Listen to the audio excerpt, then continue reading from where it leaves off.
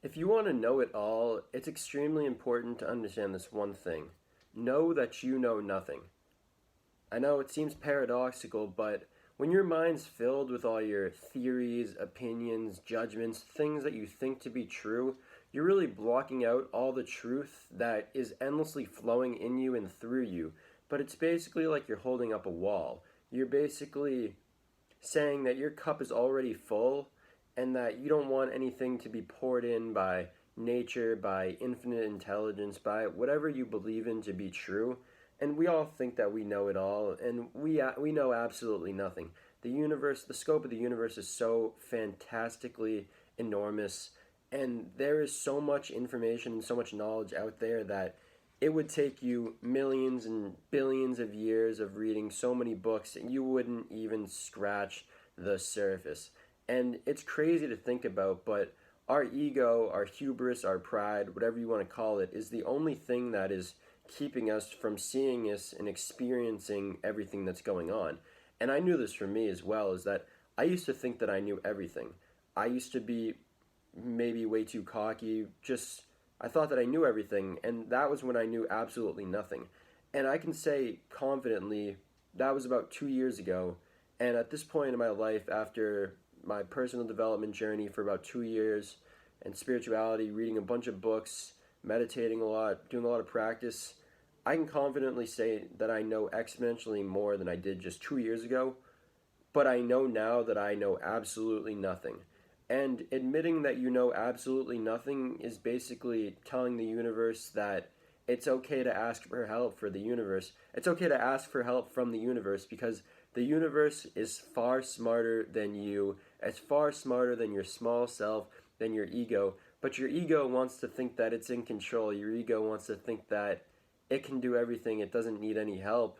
It doesn't want to ask the universe for help. Why not? It's because of this hubris, it's because of this pride, it's because the ego thinks that it knows it all. But it's kind of like think about it at a mountain.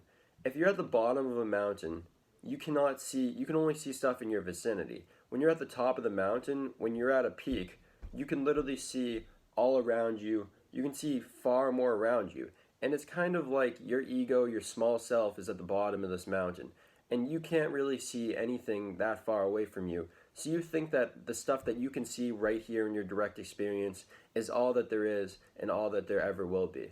And when you say that you know it, that you don't know anything, that you don't know anything at all, you start to climb this mountain and you start to be led by clues by the universe and just people helping you up your way up this mountain to the point where you can actually go to higher elevations on the mountain and but you can only get to these places when you admit that you don't know anything at all. When you admit that you want to learn more about yourself, that you want to learn more about life, and you get to these higher elevations and you start to see things from this higher view, from this more complete view, when you get to look around you, you get to see a more panoramic view of life. That's a beautiful word, panoramic, but you're not going to reach this by thinking that you know it all, because if you think that you know it all, why would you want to even climb up the mountain in the first place? The only reason that you'd want to climb up is because that you think that there's something up there. You think that there's a better viewpoint where then you can see everything down below. So if you really want to know it all, first you have to admit that right now, here in this moment, you know absolutely nothing. Clear your mind, open the possibility for anything from universal knowledge. If you believe that it actually flows through you, I believe it now just from my experiences just writing poetry and seeing where thoughts come from, if they even do come from anywhere. And I've noticed that the times that I've had the biggest breakthroughs are really the times where I admitted to myself that I knew absolutely nothing, that I actually needed help. And one of the funny things is that we're afraid to ask for help. We don't want to admit that we're wrong or that we don't know anything. And this is all just ego. It's all just pride. It's all just hubris. And it's really pretty silly for me to think about now because I know that I always used to think that I was so smart and that I didn't need any help and I didn't need to learn anything.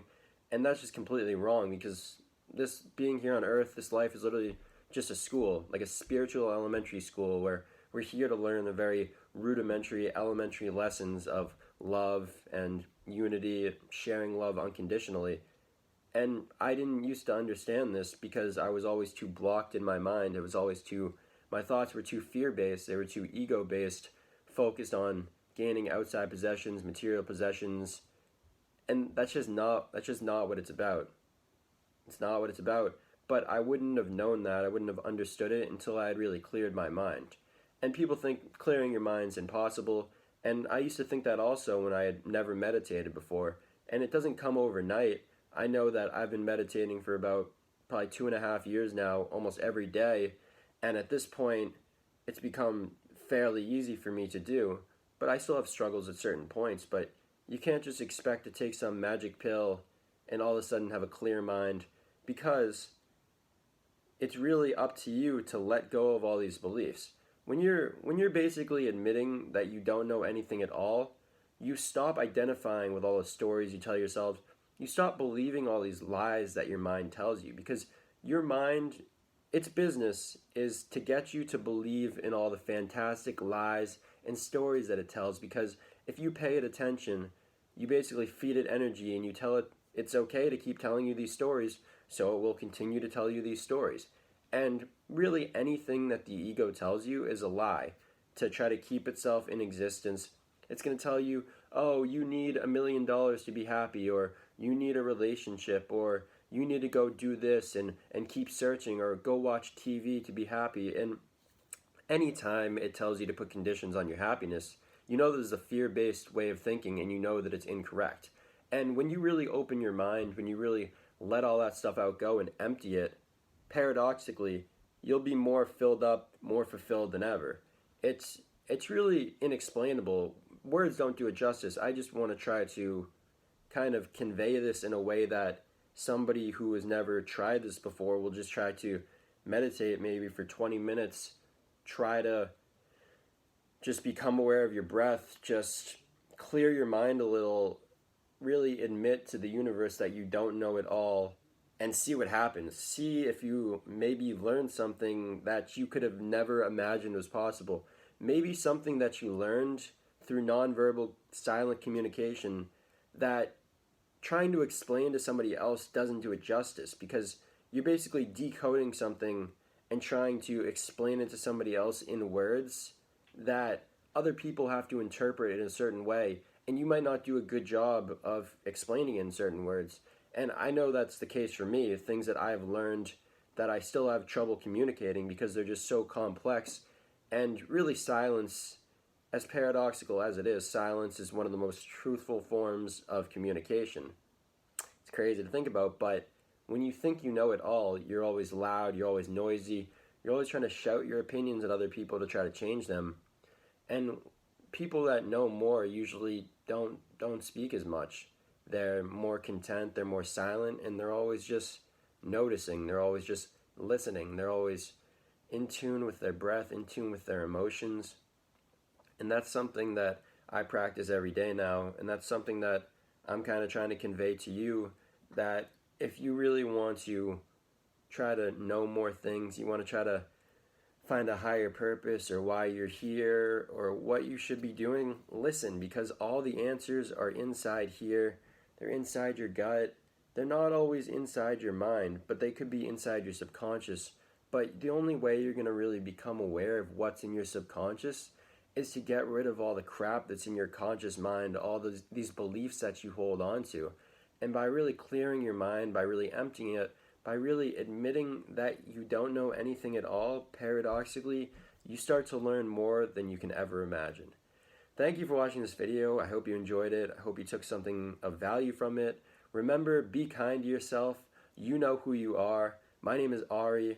Thank you for watching this video. If you like this video, hit the like button and subscribe down below. I'm going to be making more videos like this in spirituality, personal development, and psychology. Have a great day. Peace.